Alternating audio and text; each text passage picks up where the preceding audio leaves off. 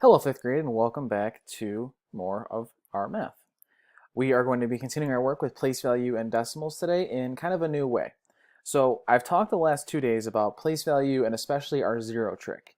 I'm going to be teaching us a way of labeling and describing that zero trick in a new way in something that's called exponents. I'm actually going to type that out for you guys right here. So exponents are essentially, as a definition, are a mathematical, so for math, expression that helps abbreviate, typing too fast, abbreviate, multiplication / division with 10. So let's look at what I mean by that. You guys have probably seen this before, right? When you see a number like 10 with a 2 over it, that's an exponent when you put that 2 over the top of it. It doesn't mean anything other than that there's two 10s here and you're multiplying them, okay? So this really 10 to the second power just tells me that there is, this parentheses here, 10 times 10. There's 1, 2 10s there, okay? And let's look at why, let's look at some ways we can use this, and then we'll talk about why we use this. So as an example right here, I have 10,000, okay?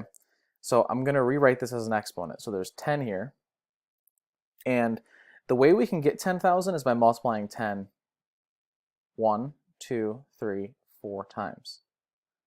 And you can check the math on me if you'd like, but if you multiply 10 by itself 4 times, you'll get 10,000.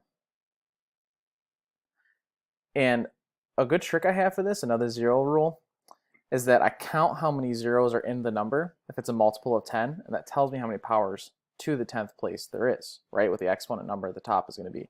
So we have 1, 2, 3, 4 10s, 1, 2, 3, 4 zeros. This is 10 to the 4th power, okay? Similarly, with this 1,000, we're going to do the same. So I have 1,000 here, so 10, that's 110. How many 10s are we going to have? Well, we've got 1, 2, 3 zeros, so 3 10s. 1, 2, and 3 10s. Just like that. So 10 to the 1, 2, 3. Again, 1, 2, 3 zeros, so 10 to the 3rd power, okay? Now we're going to work in reverse here, okay? We have 10 times 10, so there's 2 10s there. Well, we already have this example, and we have 1, 2, 10, so 10 to the 2nd power.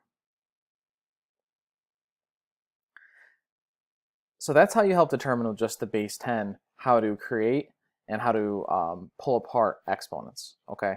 Now let's look at some more difficult examples. So I'm going to scroll down here. So I have 9 times 10 to the 3rd power, okay? So we know that 10 to the 3rd power is just 3 10s, right? Well, let's start with this, okay? We have 9 times 10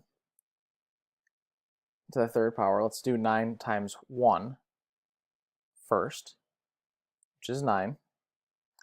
And I know there's 3 10s here. And I know that if I multiply a number by 1 10, I just add a 0. Well, with 3 10s, it's the exact same process. I'm just going to put 1, 2, 3 zeros. So 9 to the 3rd power, 9 times 10 to the 3rd power rather, is 9,000. We'll do the same trick here. So 39 times 1, 39. There's 4 zeros, because there's 4 10s that I'm multiplying it by, essentially. 1, 2, 3, comma. It's the same thing as if I were to, multiply this 10 times 4 to the 4th power. 10 to the 4th power is just also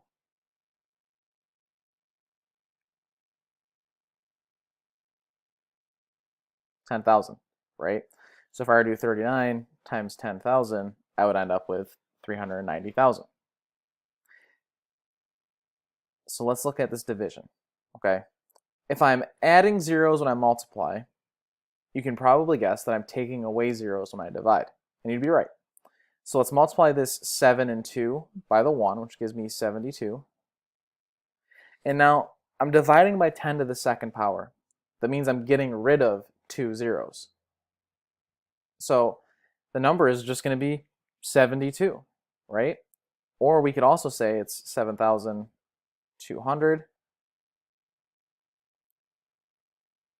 divided by 10 to the second power, which is, of course, 100, which would also give you 72. So that's how you do it. Now let's talk briefly about why we do this. Well, why we do this, even look at this example here, or either of these examples. If you have a lot of large numbers, or numbers you need to express as very large, or multiplication or division that's very large or complex, you can use exponents to abbreviate it, or in a sense, make that equation a lot shorter.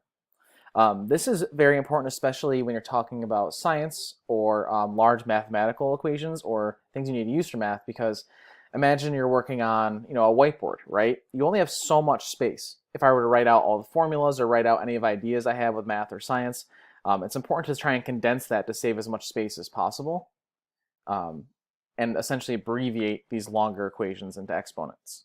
So this is why we do this, okay? We're going to have more work with exponents, of course, as we move forward over the next couple of days and throughout the year. So this is just an introduction to it. I look forward to seeing your work, and reach out to your teacher if you need help.